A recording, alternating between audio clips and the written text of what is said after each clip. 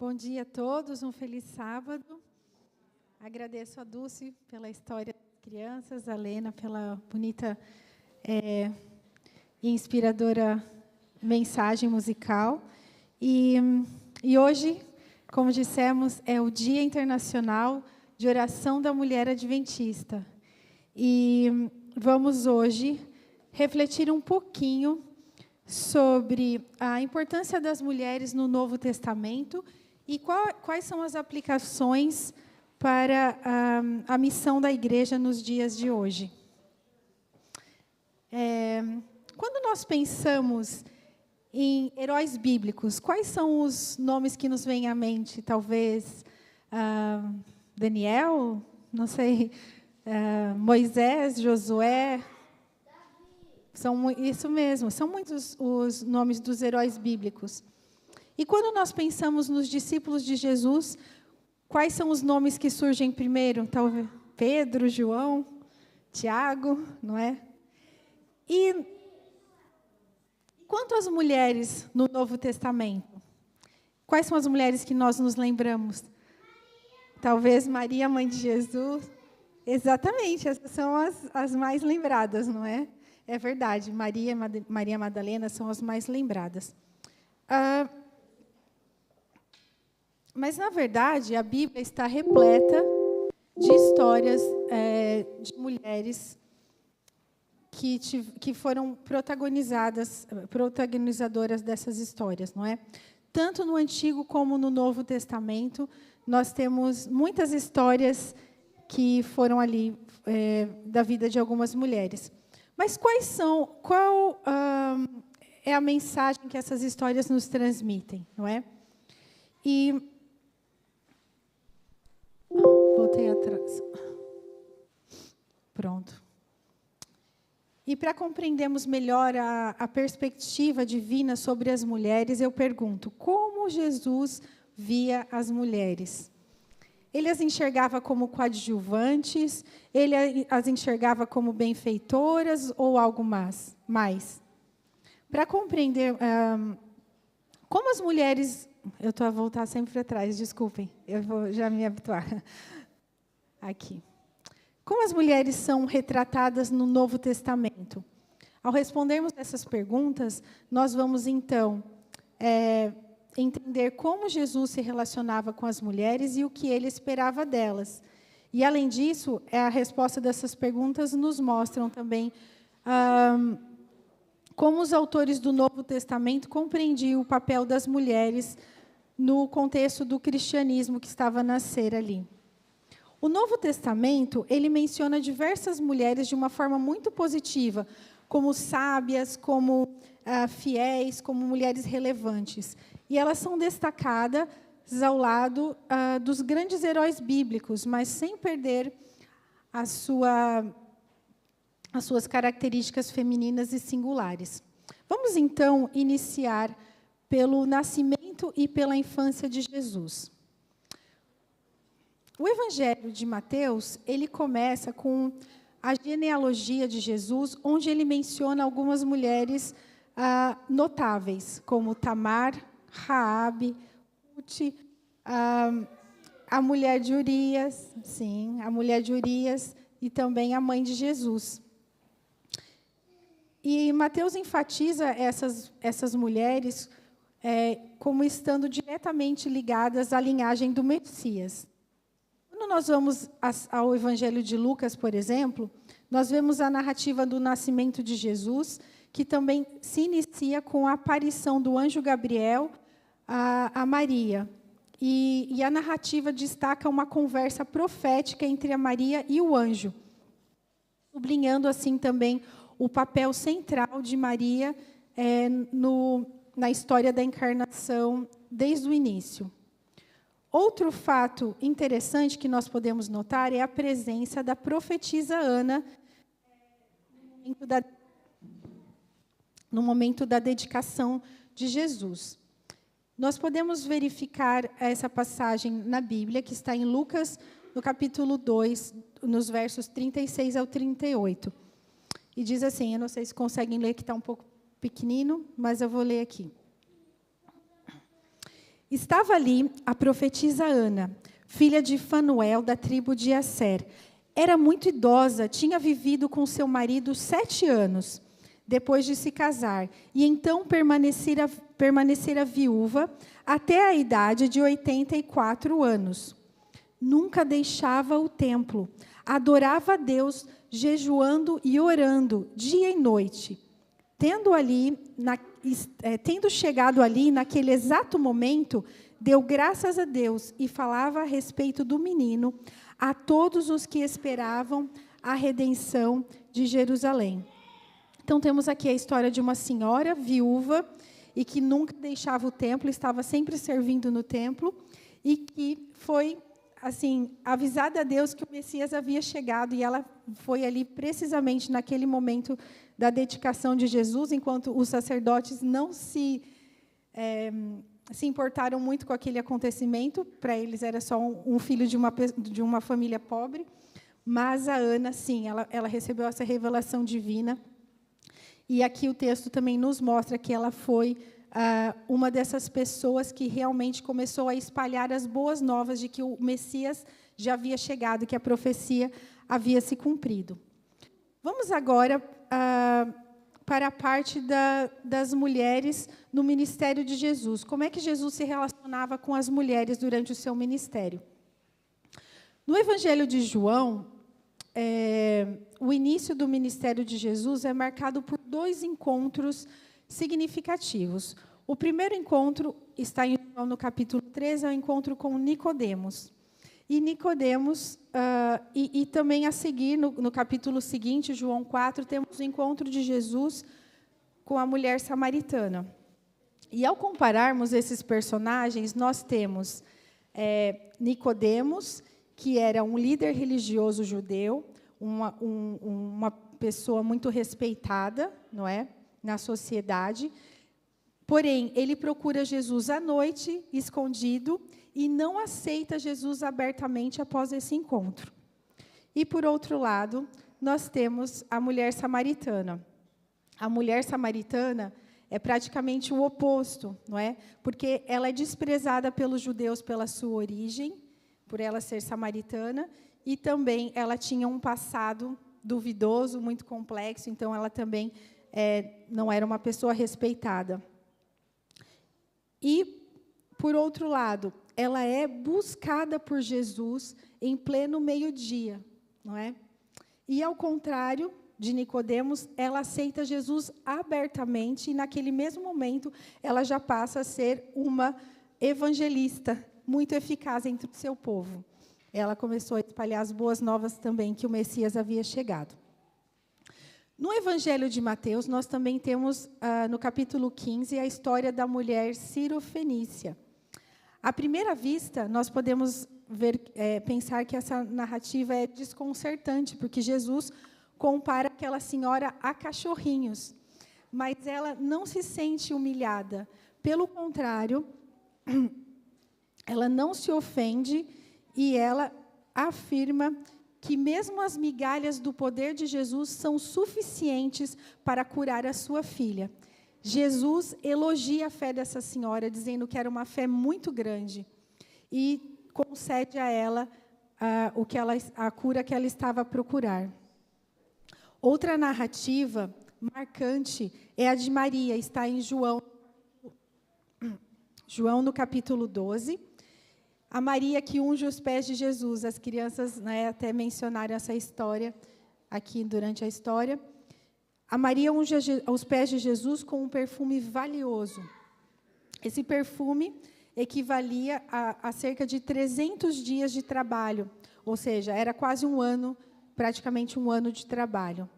E esse gesto foi feito para agradecer a Jesus, e esse gesto se contrasta exatamente com a atitude de Judas, que era um discípulo respeitado, mas traiu a Jesus por 30 moedas de prata.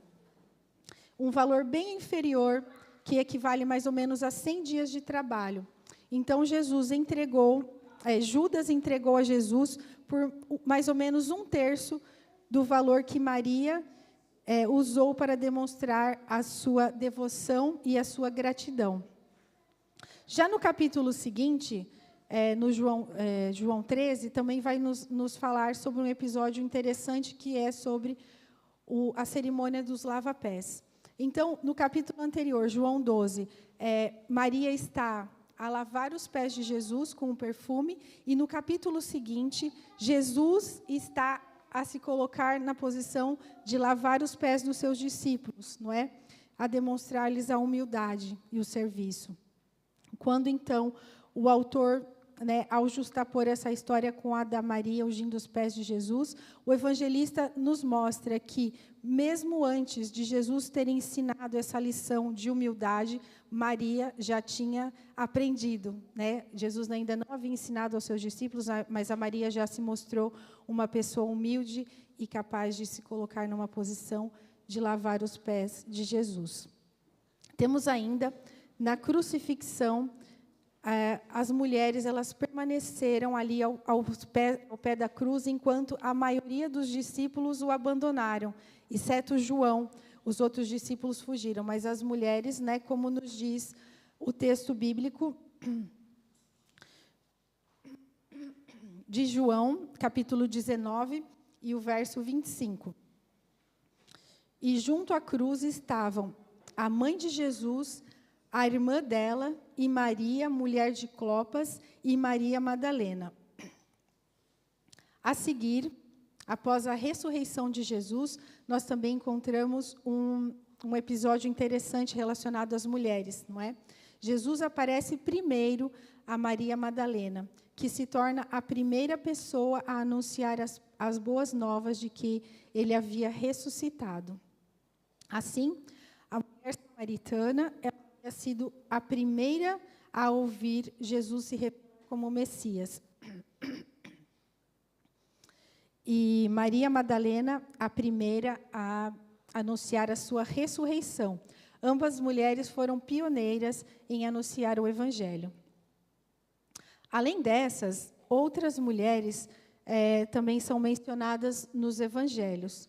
Temos ali em Lucas, no capítulo 8, dos versos de 1 a 3, nos diz: iam com ele os 12 discípulos e também algumas mulheres que haviam sido curadas de espíritos malignos e de enfermidades.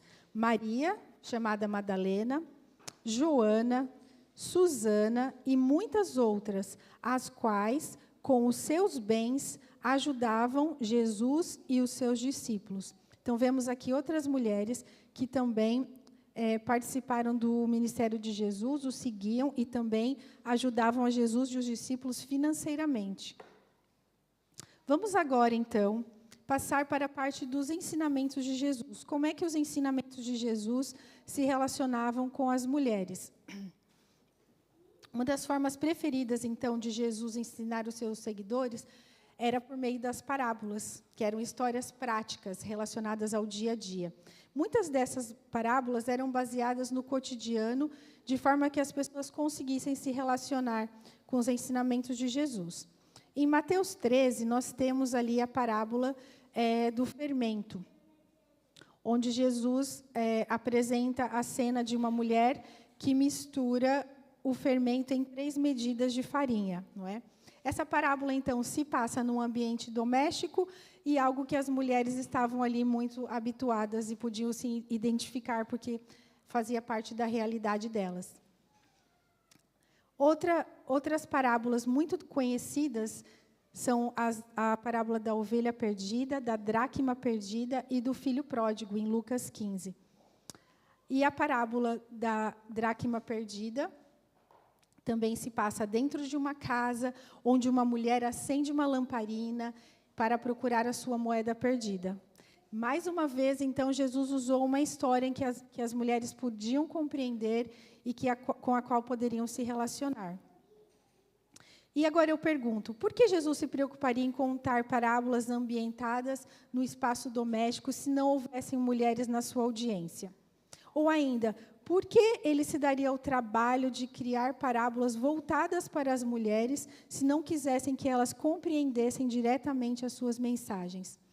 Então, considerando que Jesus quis que alcançar as mulheres por meio das parábolas, e ele escolheu 2 mulheres para serem as primeiras a anunciarem que ele era o Messias e que ele havia ressuscitado, podemos concluir que Jesus desejava que as mulheres não apenas entendessem a sua mensagem, mas também compartilhassem com os outros.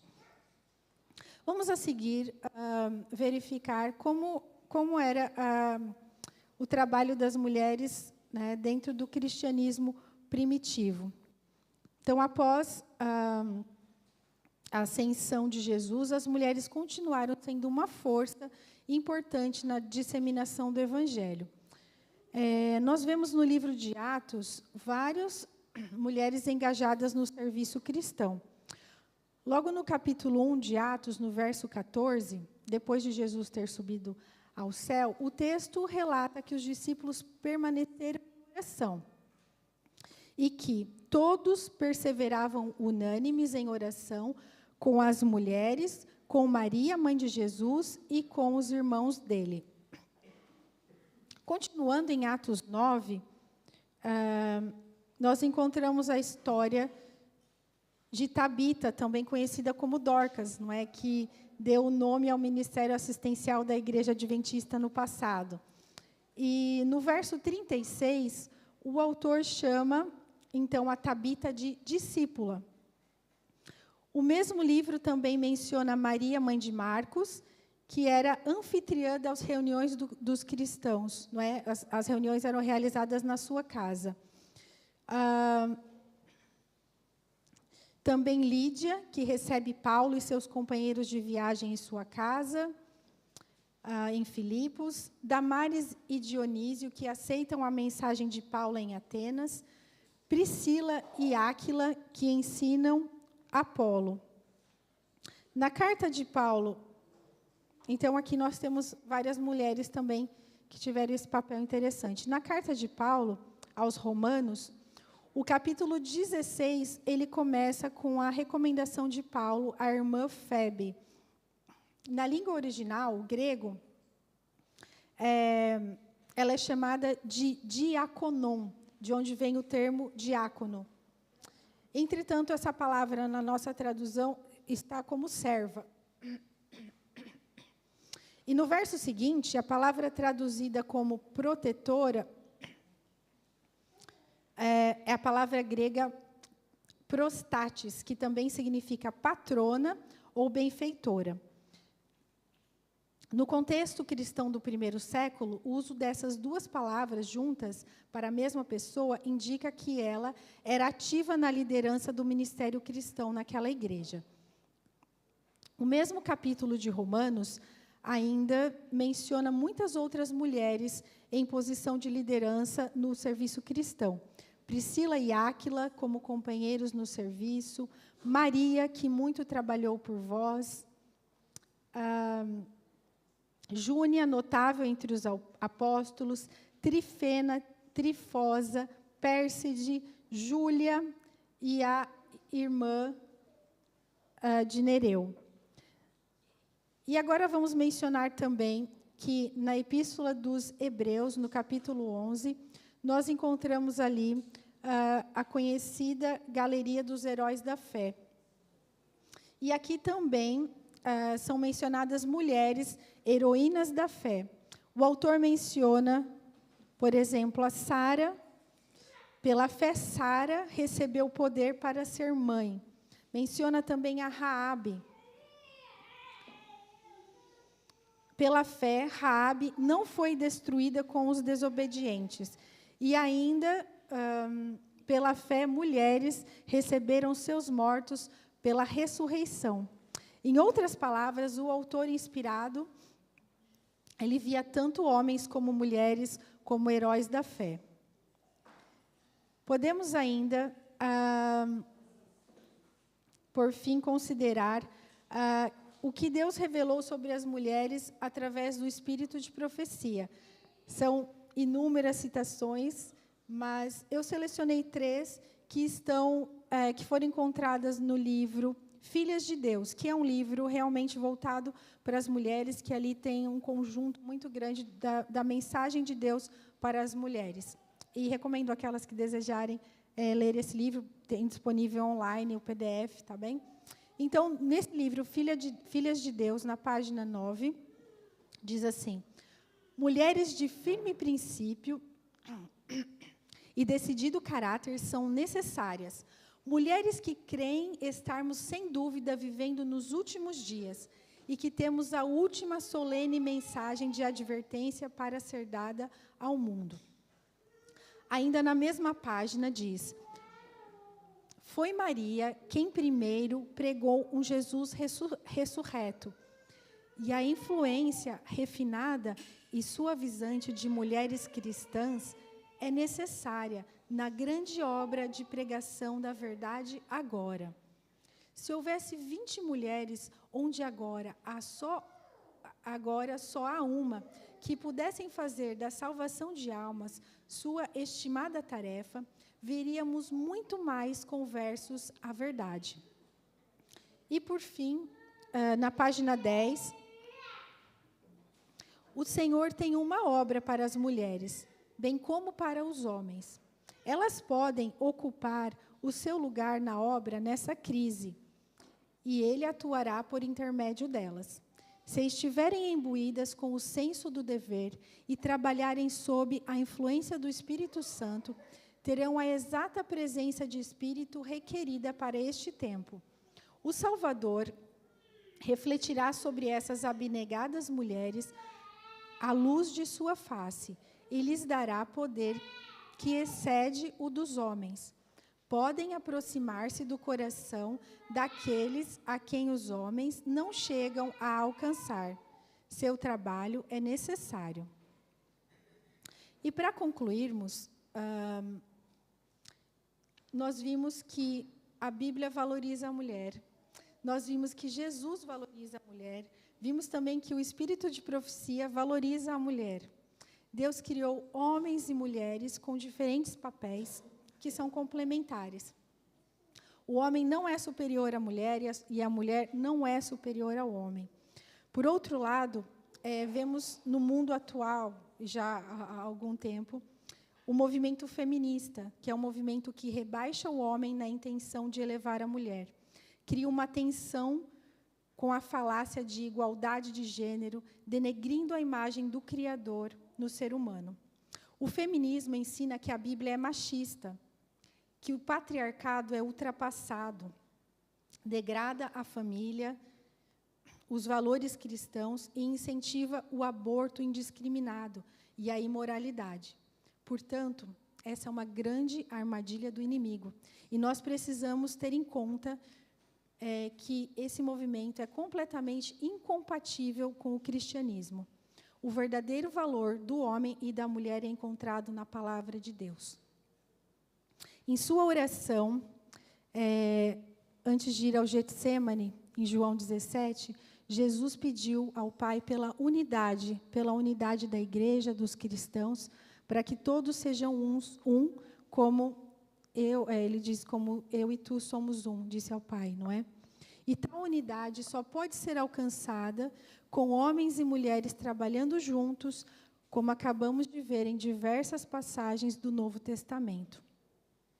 Como nós vimos, então, Jesus valorizou a mulher, ensinou e confiou às mulheres o início da proclamação do Evangelho. Hoje, Deus também chama as mulheres a assumirem o seu papel no cumprimento da missão. Aos homens, Deus convida que apoiem e motivem as mulheres e se engajem na missão confiada por Cristo, a se engajarem na missão confiada por Cristo ao seu povo.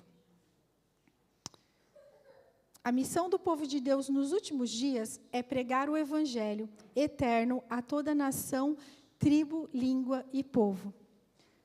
E gostaria que nós refletíssemos no o que aconteceria se atendêssemos à oração de Cristo, unindo homens e mulheres na missão, deixando de lado preconceitos, para que o Evangelho seja proclamado a todo mundo e Cristo possa voltar o mais breve possível.